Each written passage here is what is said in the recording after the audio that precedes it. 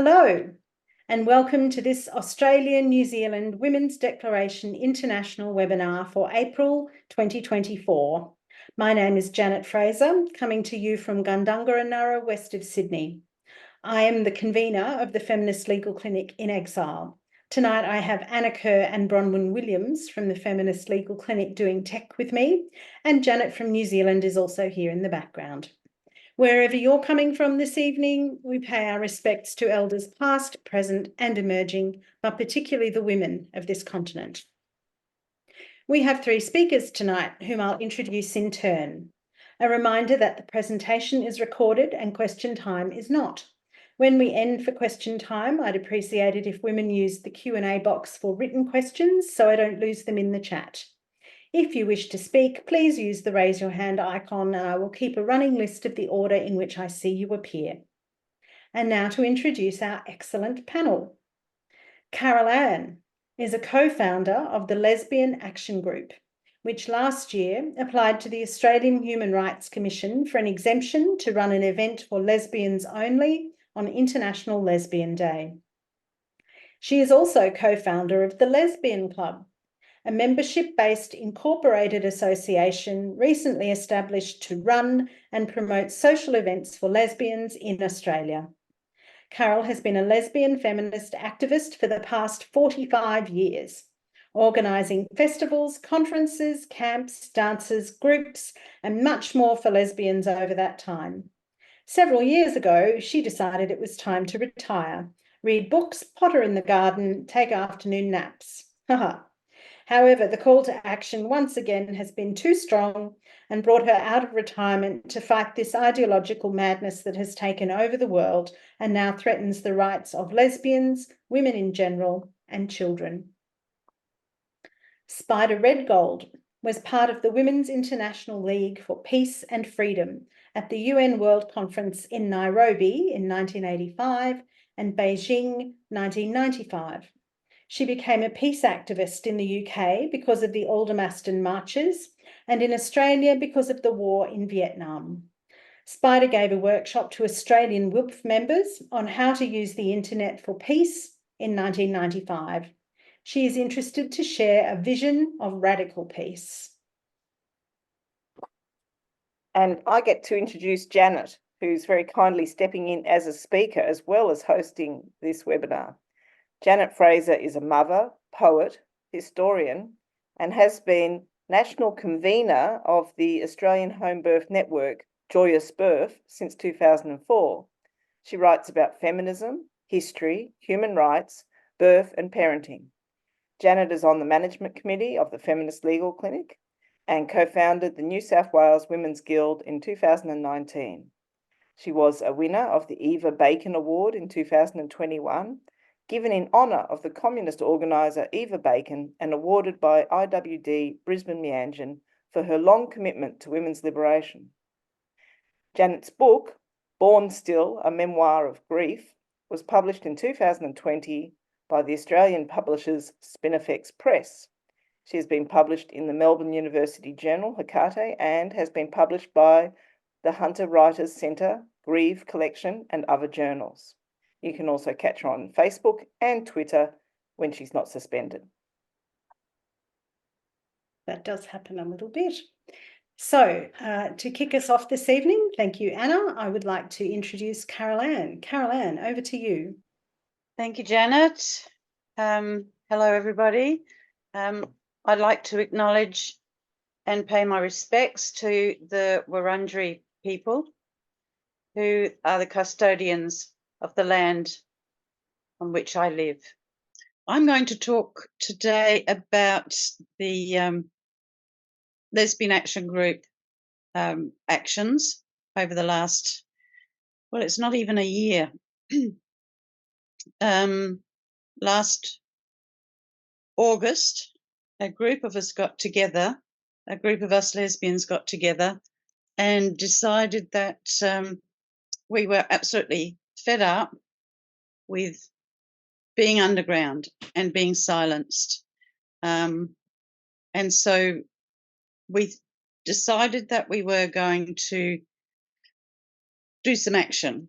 not just sit around and talk about the woes of the trans taking over our spaces, but actually try some action. We thought that it was about time. So that a small group of us decided our first action would be to put in for an exemption to the Australian Human Rights Commission. We called ourselves the Lesbian Action Group. There had been another Lesbian Action Group back in the 80s.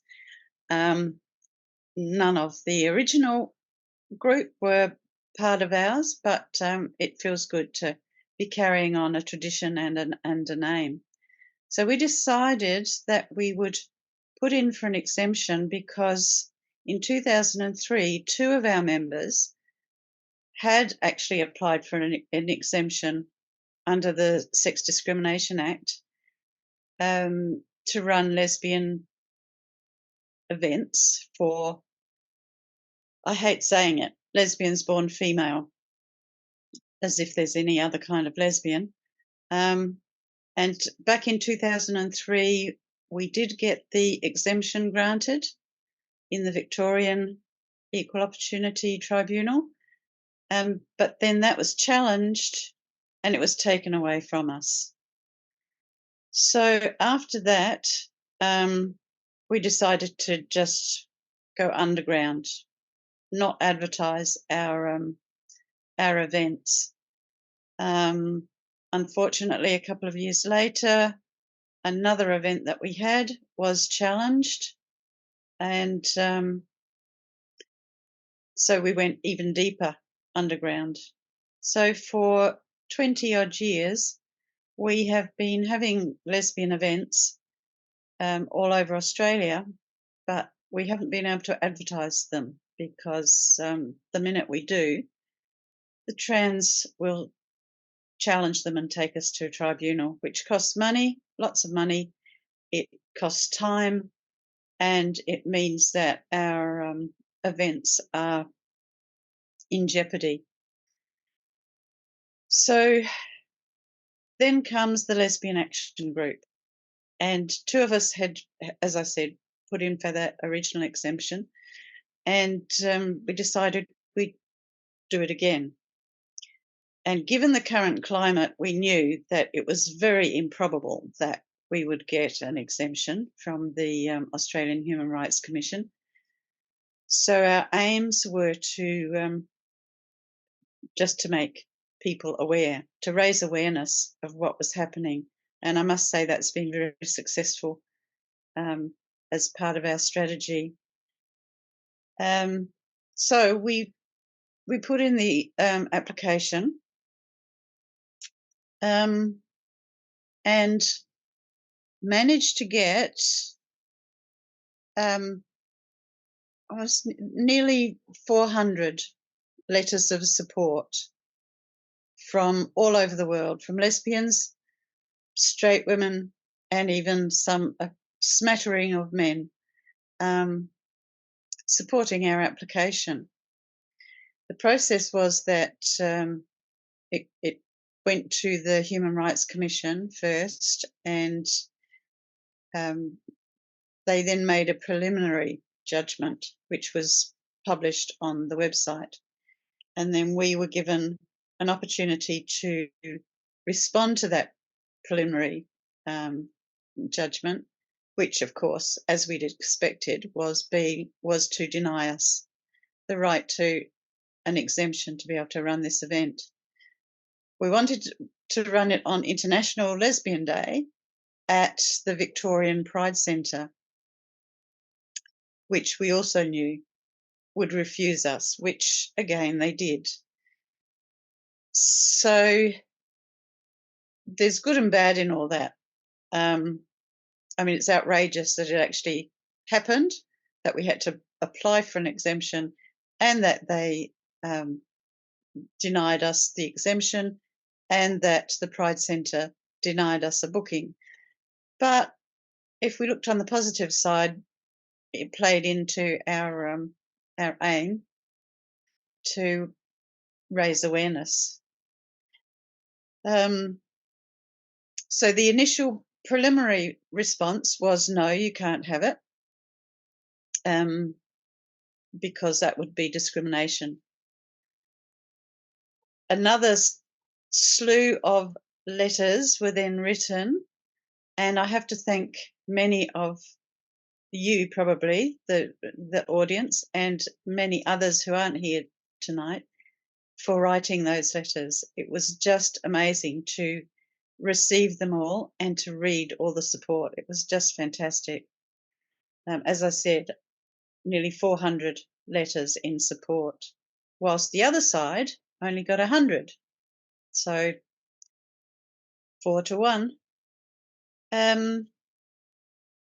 So then came the final decision, which again didn't really surprise us, but still it hurts. It's a kick in the guts. It says you don't matter. And the reason that they gave was that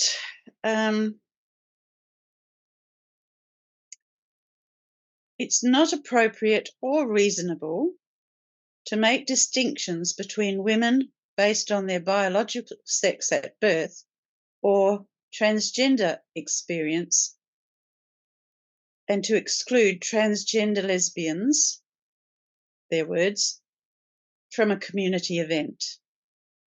So they did, in fact, in that final verdict, say that we could actually exclude heterosexual men and gay men, and we could exclude heterosexual women. They didn't see that as discrimination. That was would come under special measures, apparently. But they did say that transgender lesbians, i.e. men who say they're women and then say they're lesbians, would be traumatised by it.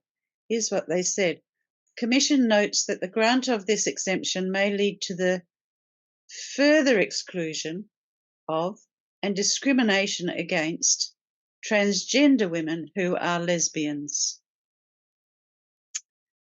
Transgender women are a group who have and continue to experience discrimination, harassment, and social exclusion. Recent studies within Australia reveal that transgender and gender diverse people report high levels of harassment and social exclusion due to their gender identity or sexuality. Experience of harassment and social exclusion often lead to poorer health outcomes, with 67.4% of transgender women reporting being diagnosed or treated for a mental health condition, we know why, in the previous 12 months, and 86% of trans women reporting ever having thoughts about suicide. So the needs of so-called trans women, men who call themselves women, trumps anyone else, including lesbians. And the reason being that if we hold, well, you can extrapolate, if we hold an event for lesbians only, then those men who want to be lesbians will be suicidal, and that's our responsibility, from the words of the Australian Human Rights Commission. Anyway, in the final denial, they then said that we could appeal to the Administrative Appeals Tribunal. And being a small group, there were only 8 of us, it took us a while to decide whether we would do that or not. First off, we decided we wouldn't. It was too risky. We were just a bunch of volunteers and nobody wanted to risk being, the subject of litigation. So we decided not to, but then at the 11th hour, we decided we would.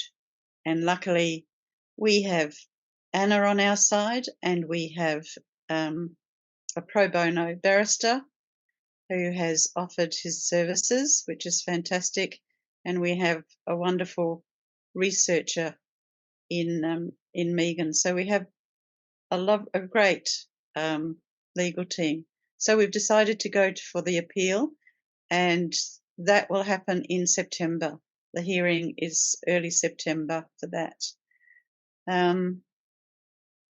And some of the reasons that our barrister has put down for going for the appeal is he challenges that idea that we were responsible for transgender men's health conditions. It also challenges the fact that they said that all the evidence we gave, they said, was anecdotal, not empirical evidence. Now, I've just today read through a lot of the applications, and there was heaps of evidence, but they chose to ignore that. So he's challenging that.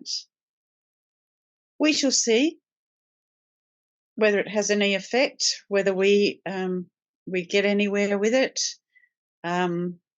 We will be disappointed again, but not surprised at all if we don't win this. Again, the main aim is getting it out there, getting the publicity, getting people saying, what? They're saying that men can be lesbians? For some reason, it strikes people as more ridiculous than saying men can be women. You say men can be lesbians, that seems to pique a few more people, which is a good thing. One of the other things that came out of the whole exemption application, the Human Rights Commission seemed to be pointing us in the direction of a special, permanent exemption if we were a club. If we were a membership-based club, then we could have a permanent exemption, so they say. So a group of us then decided, well, we'll do that. We'll continue with the lag appeal, but we will also set up a club. And we've done that. It's called the Lesbian Club, and we had our launch a couple of Sundays ago. We already have 115 members, and we are able now to run events for members only. And we have a strict vetting process so that as far as we can make it, it's safe, that only those who share our beliefs that humans cannot change sex and men cannot be lesbians are members. So that's our social arm, and our political arm still is the Lesbian Action Group. We actually have incorporated the Lesbian Action Group to mitigate against that fear of litigation, and we've restructured it. So we, as I said, we're the political arm, and we have divided ourselves up into teams and got a few projects going. So there's the appeal. There's Lesbian Visibility Team, who are going to continue to pursue the Victorian Pride Centre and inveigle ourselves into this centre, which is a multi-million-dollar centre, taxpayer-funded centre, which we lesbians barely get a look into. It's the Pride Centre. So there's that team. We've got a team for young lesbians. We're doing some outreach and have quite a number of young lesbians that we've managed to contact and put in touch with each other, which is very exciting because they are just so in need. A couple of them are detransitioners, desisters, so that's really important. We've got a direct action team for protests. We did one outside the Pride Centre last year on International Lesbian Day with our banners, and then went off to lunch afterwards. It was wonderful. And of course, we've got the admin team and a website team. We have a website for the Lesbian Action Group. So that's lesbianactiongroup.org.au.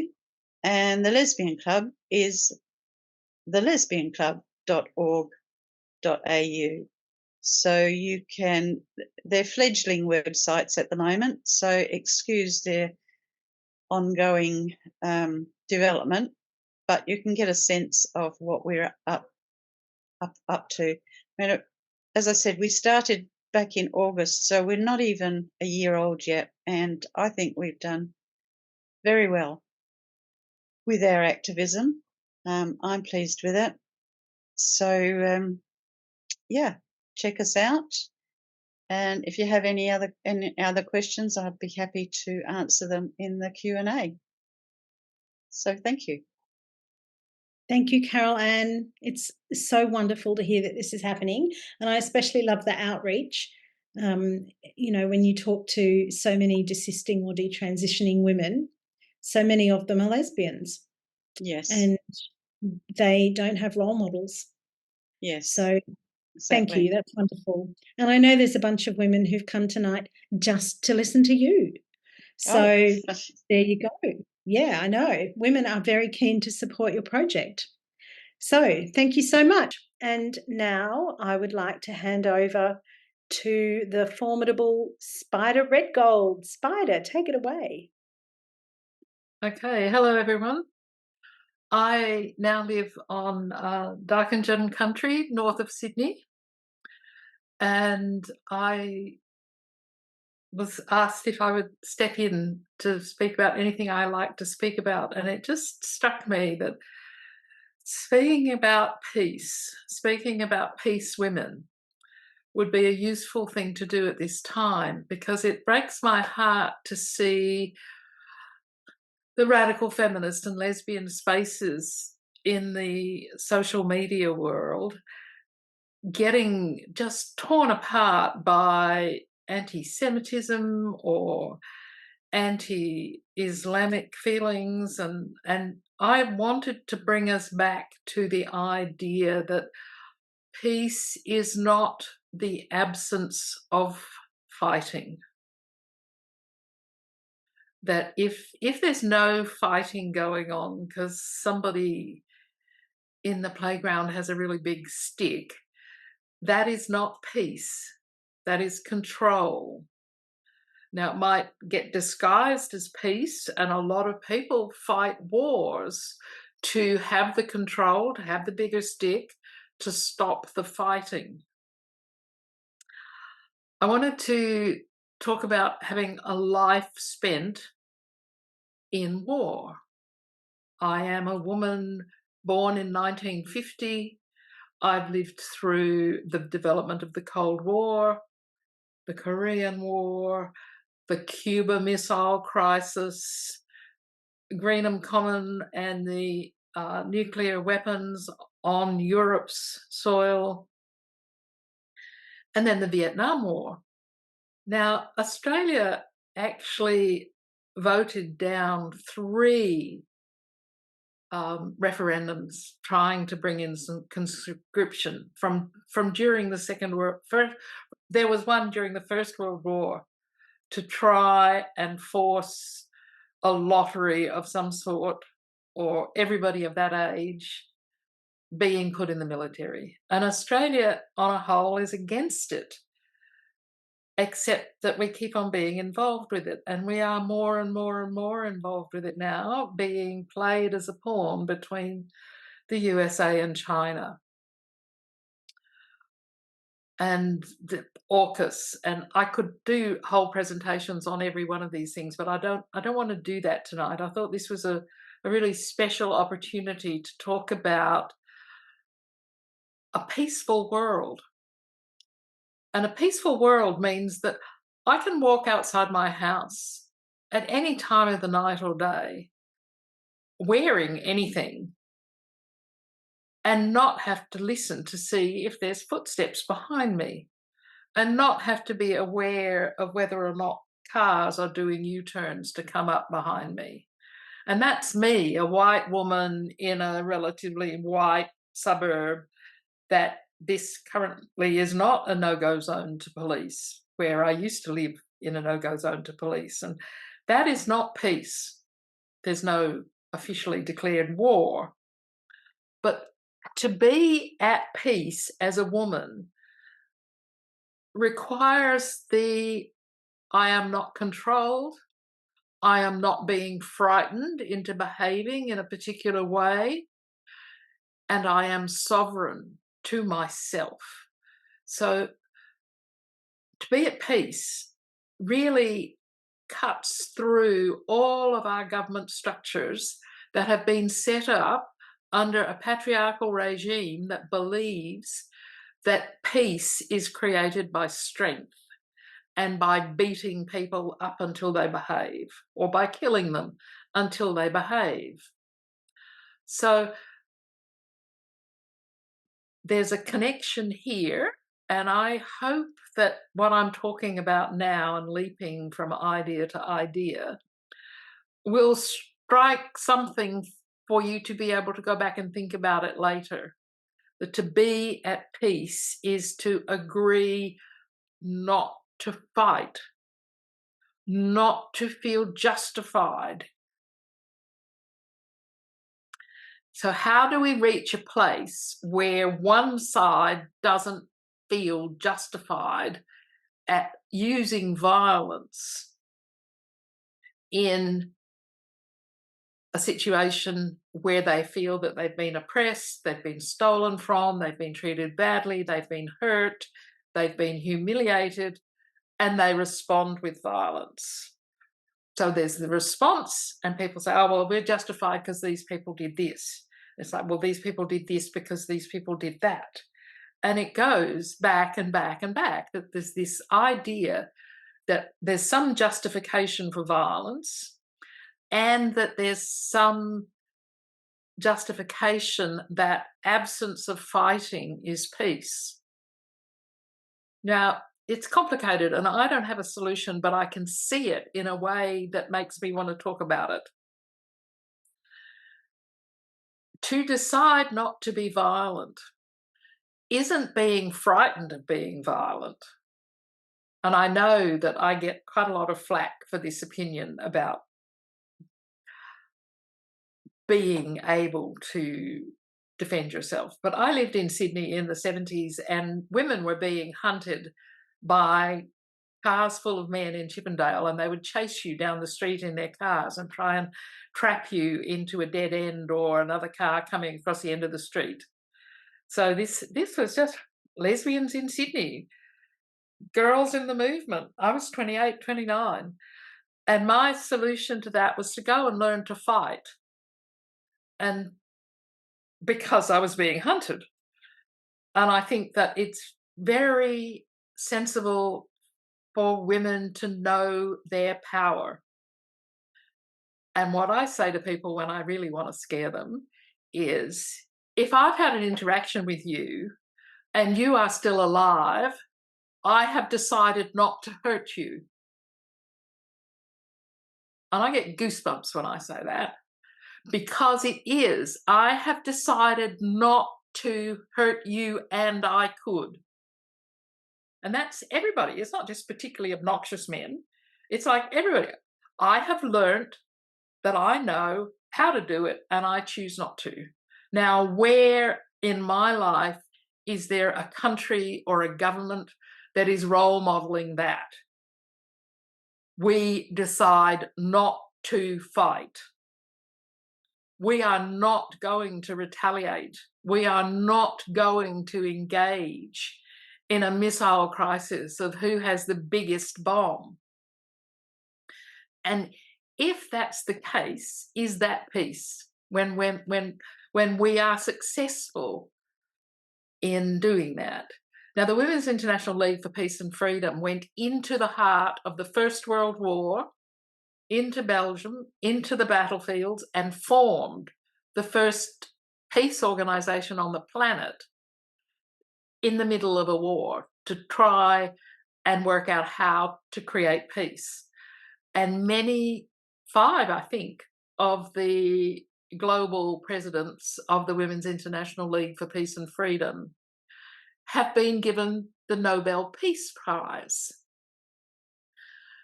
But it isn't working because we've been consistently at war. There are wars all over the planet. There are more and more and more people with very little ethical training or the freedom to think about ethics, having access to extraordinary weapons. So to be at peace, to be a peacewoman, is to not only yourself decide not to fight, but it's not deciding not to fight because you can't. It's deciding not to fight because you know how to and you choose not to. And what would that feel like? At what point do we get a critical mass to have a world where rape is unimaginable? Because that is the initial breaking of our peace. Fear of rape, being raped. How do we reach a society where not only rape does not happen because they're scared of the punishment, which even that's not happening, punishment doesn't scare them off. When rape is unimaginable, that no being fears being raped. No being feels that she has to change her chosen path through the forest of life because she does not feel safe. And until we reach that, we are not at peace. And while ever we have governments with massive arsenals of terrifying weapons, scaring each other into stopping fighting, that is in itself oppression and is not a nurturing environment for peace. It just sets up more resentments, more inequalities, more need for control. At the Beijing World Conference on Women in 1995, Bernice Reagan from Sweet Honey in the Rock beautifully said, your individual need for policing is inversely proportional to your self-discipline.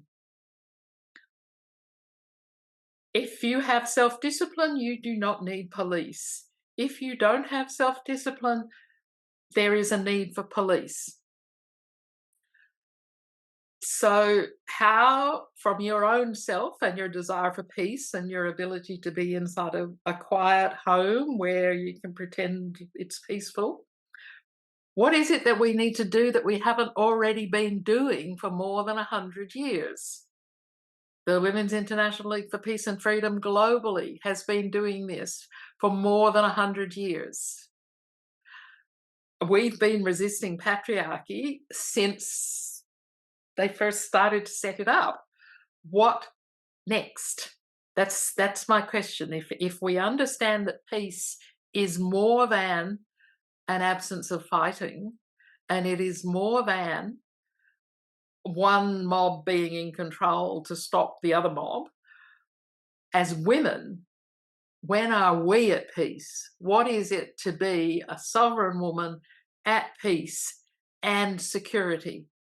Peace and security are very fashionable diplomatic words.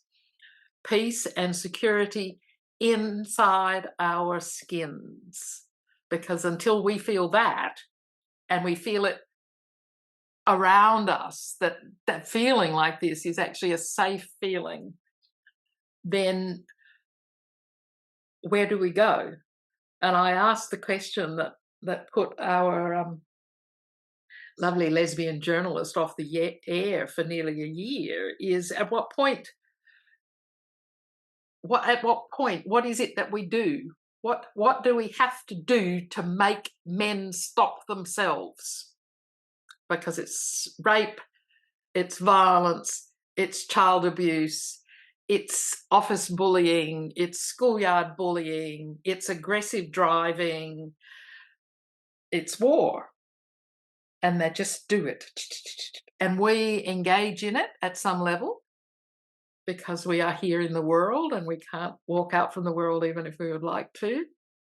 So having that constant fraying of our edges because we do not have access to peace is just such an exhaustion of our energy. And again, going back to the current wars where radical feminists and lesbians are fighting with each other about it's okay for the Middle East to be playing out like it is, I'm terrified. I feel like we're on the edge of World War III. You know, that something's going to suddenly happen and the news is going to be as odd as it was on September the 12th, that they were on the edge of something. And I don't want to feel like that. I want to feel as if the Women's Declaration International is not just about our rights, but it's also about our state of being, that we have the right to be in a state of peace, and that all those other rights are only gifted to us by whoever has the biggest stick. Like unless we are sovereign and in charge of our own peace and respected, then we are asking for something to be gifted to us by the patriarchy, and that doesn't work. I think I've probably said enough now. I think that all of the organisations that I've mentioned are findable on the web, and you can all ask me lots of questions in question time if you want to. Thank you. Thanks, Spider. And I suppose now I should introduce you, Janet. So over to you, Janet.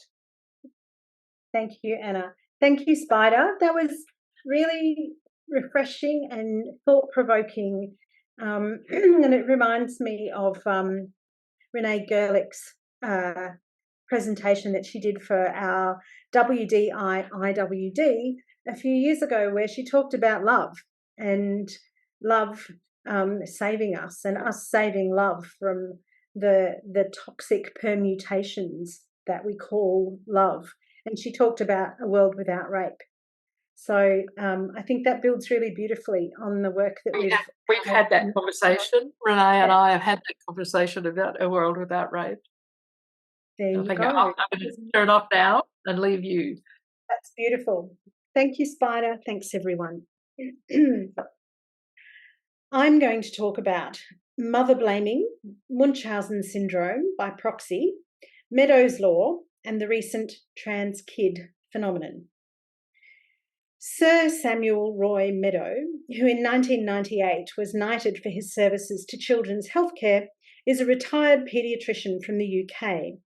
Building on the work of endocrinologist haematologist Dr. Richard Asher, he took Asher's description of Munchausen syndrome from 1951 and expanded it into Munchausen syndrome by proxy. His 1977 published paper, Munchausen Syndrome by Proxy, The Hinterland of Child Abuse, has had a significant effect on women and their children worldwide ever since. Meadow went on to become a very influential expert witness in murder trials where mothers were convicted of murdering their children on his evidence, which became known as Meadows' Law. Meadows' Law states that 1, sudden infant death is a tragedy, 2 is suspicious, and 3 is murder, until proven otherwise. He also acted as an expert witness in family law matters and was instrumental in the removal of children from mothers and placement with fathers. Meadows' Law was also invoked, though not by name, in the trial of Kathleen Folbig. She has recently been exonerated, and it is acknowledged that her 20-year imprisonment has been one of the worst miscarriages of justice in Australia. In this paper, I want to talk about both the fallacy, which is Munchausen syndrome by proxy, and the lie of Meadows' law, and how they've been applied in the UK and Australia. And I want to lay this out in order to explain why it is that mother blaming and terms like munchy mum, in criticism of medicalising children under the guise of transgender ideology, is old misogyny in new terms. Asher and Meadow both wrote at times when the medical journal articles were of a very different tone from those of today. In fact, in 1955, Asher wrote an article titled, "Why Are Medical Journals So Dull?" His 1951 case histories of 2 women and 1 man are replete with asides, humorous in-jokes for doctors, and even the heads up that the anonymising might give clues to the patient's identities if the doctors reading have encountered them. Asher's opinion of these people was that in order to gain attention or feel special, some individuals fabricate serious illnesses and repeatedly seek medical help. Baron Munchausen is a fictional German character. You may have seen the Terry Jones movie, which shows a number of the Baron's more famous escapades, such as being fired out of a cannon during the Turkish siege of Vienna. Asher felt that what he saw on the mental observation ward at the Central Middlesex Hospital involved fantastical stories by patients, hence the name Munchausen syndrome. Meadow took these observations and applied them to mothers who, in his view, were abusing their children by faking serious illnesses, leading to a lot of invasive testing, treatment, and hospitalisation for mystery illnesses. Meadow wrote a case study of 2 mothers whose children were admitted with significant but undiagnosed illnesses. This diagnosis of Munchausen syndrome by proxy, however, is not focused on the children, but on the doctor's suspicions of the mother's behaviours and motivations. The second case study he presented, for instance, alleged that a mother was somehow feeding her child extraordinary amounts of salt, leading to hypertrinemia, excessive amounts of salt in the blood. To test his theory, he force-fed the unwilling child 20 grams of salt, which did not raise his sodium levels to the levels seen via testing. Although Meadow said he did not know, therefore, how the mother was introducing salt to the child, he was convinced that she was somehow poisoning him. Sadly, the child later died. More recently, physicians reading this case study have raised the possibility that the child was actually suffering from diabetes insipidus, which is where the body loses too much fluid through urination, causing a significant risk of dangerous dehydration and a range of other conditions, including concentrating sodium in the body. While first noted in 1794, it is a rare condition affecting around 1 in 25,000 people, and some doctors may never see a case. Easier then to blame the child's mother. The supposed symptoms of Munchausen syndrome by proxy are nebulous and frequently involve doctors and other health professionals making value judgments about mothers. Other professionals took on the Meadow diagnosis in search of a disease, and the list of unsafe convictions, overturned convictions, and thousands of children removed into foster care in the UK makes for terrifying reading. These same beliefs were taken around the world, since the winds of misogyny blow always cold for women. In Kathleen Folbig's trial, the court declared Meadow's other mother-blaming mechanism, Meadows' law, would not be entered into evidence. Instead, however, the prosecution introduced the essence of it without the name. His notorious and inaccurate statistic that more than 1 sudden infant death in a family had odds of 1 in 73 million was already being questioned by this time in England, and a few years later the General Medical Council would seek to have Meadows struck off, unsuccessfully in the end, as it turned out. So what do critics of Munchausen syndrome by proxy say?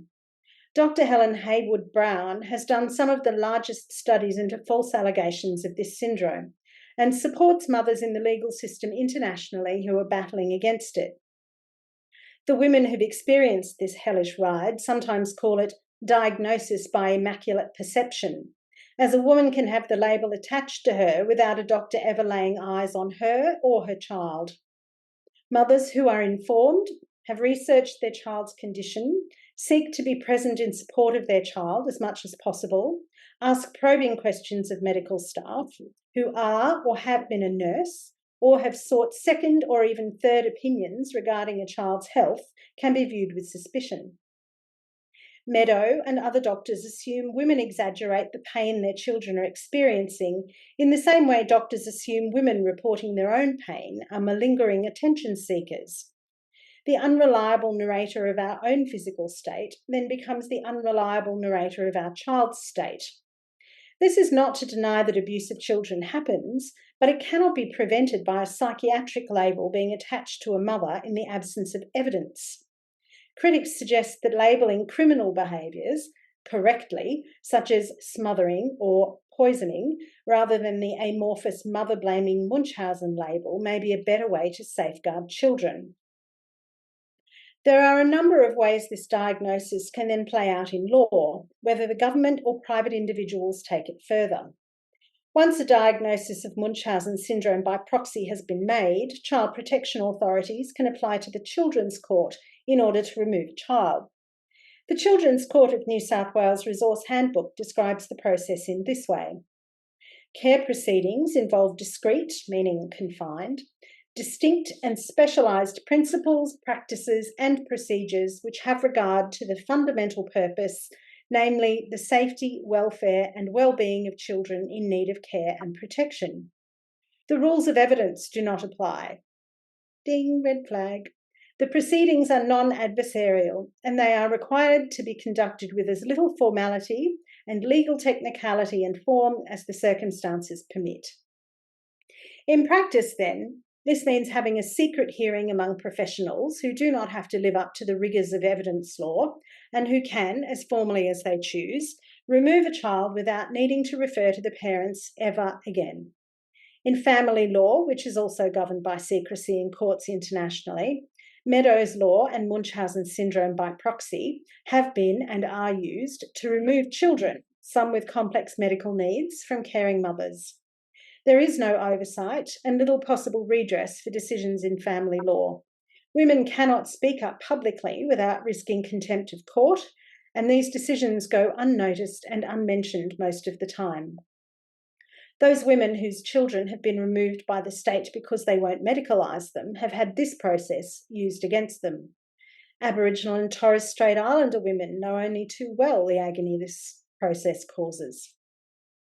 In 2022, ABC's Background Briefing covered the stories of two women who experienced accusations of Munchausen syndrome by proxy some years prior. One woman, known as Alison, not her real name, was airlifted with her son to a major Sydney hospital, owing to life-threatening but unclear disease affecting him.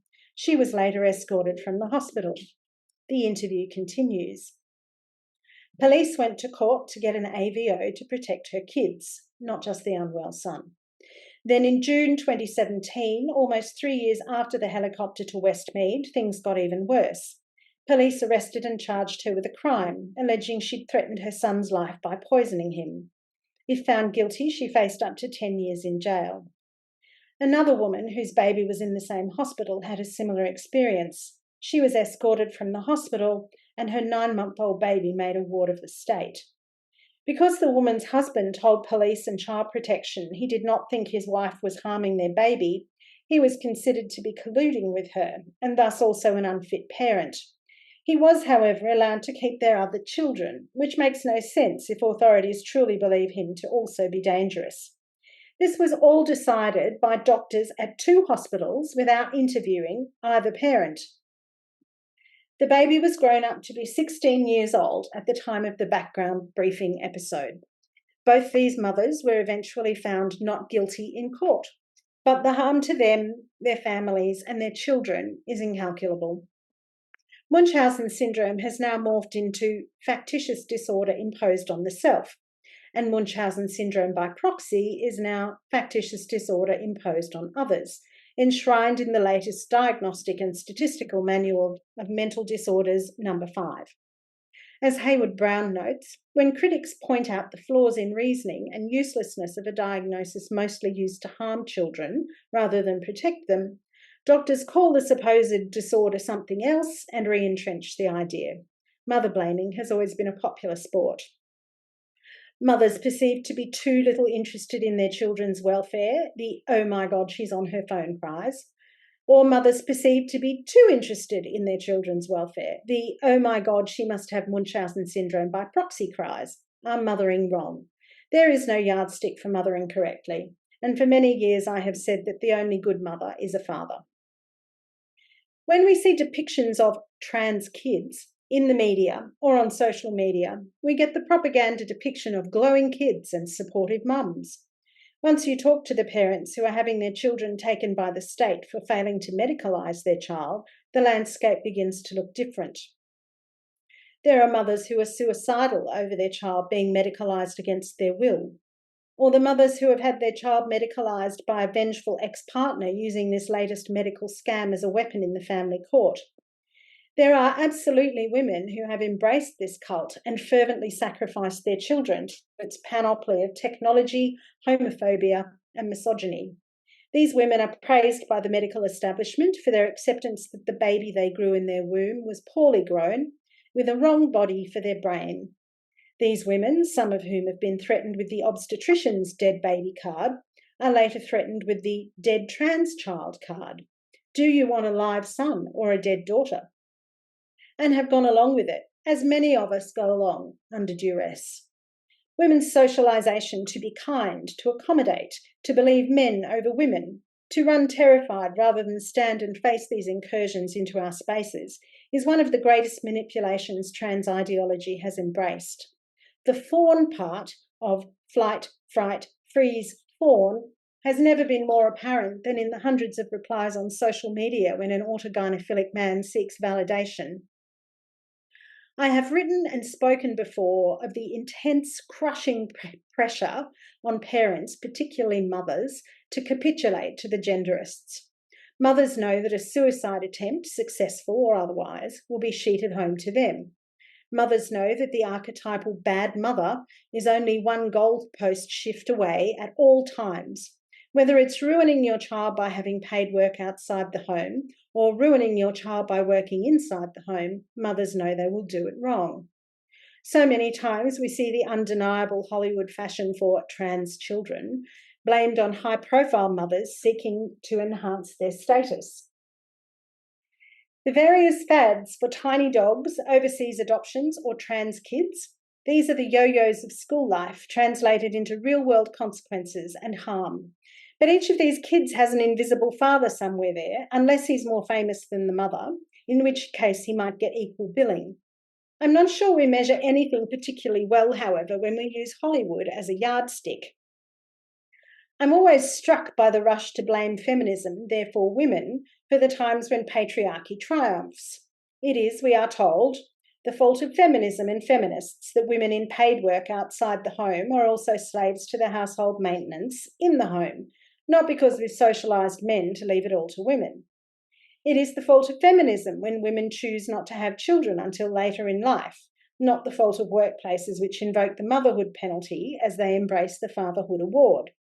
And we all know that when a man kills another man, if that man is a trans-identifying man, it is the fault of TERFs, women, that another trans-identifying male has been killed. Women, we are told, are to blame for a genocide on trans-identifying people.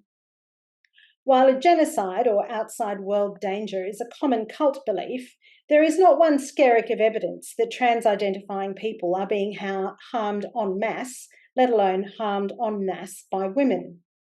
The evidence that they are being harmed by authority figures and doctors is all around us, but unmentionable in the cult. And there is a particularly vitriolic form of denial exercised by some of the mothers of these medicalised children, because the house of cards on which they have staked their child's life is as unsteady as it appears, particularly in the wake of the UK Cass report. These women also know that mother blame is about to land on them, not on the children's father, and not the children's specialised medical providers who have dealt the dead trans child card. It doesn't matter how you slice it, blame comes home to roost in the hen house, never the rooster's perch. Just like some exited women from the sex trade are later free to say, I had to say the sex trade was fantastic while I was in it because the reality was too agonising to admit even to myself. I suspect there are a lot of mothers with trans kids who'd relate strongly to this. I'm not saying mothers never abuse children. I am saying that the stories told in patriarchy about evil mothers is not of our making. Each of us embodies the misogyny everyone is taught from birth. Our sex is the inescapable evidence that we are lesser, faulty, dirty, humans 2.0, and always at fault. Munchausen syndrome by proxy and Meadows' law are overt mother blame mechanisms, and despite being found to be simply untrue, continue to be exercised to the detriment of mothers and children. Trans activism, also promoted by medical experts, continues to be exercised to the detriment of mothers and their children. Mothers who embrace the cult are likely to lose their children to premature disease. Mothers who refuse the cult are held to blame by society for their failure to embrace the true identity of their children, and their punishment can be losing that child to the cult. We must, as a society, take mature measure of how these billionaire-led luxury beliefs have overtaken our institutions and harmed the vulnerable. But I will not stand by and see it sheeted home to feminists, to mothers, to women, as if patriarchy, fathers and men were gossiping over the back fence while we did our malicious worst. Thank you. Thanks, Janet. Great Thanks, stuff. Janet. Beautiful, passionate speech and close to my heart in a defence of mothers. I will now focus on promoting. I will stop the recording and then we can start promoting people. So thank you, everybody. I've got my other hat on now and the cat has, oh no, she's right there. So thank you very much to our amazing speakers, Spider Redgold and Carol Ann. Round of applause, thank you. I'm going to switch off the recording and Anna and Bronwyn and I are going to start promoting you all to be panellists, and we will have a discussion.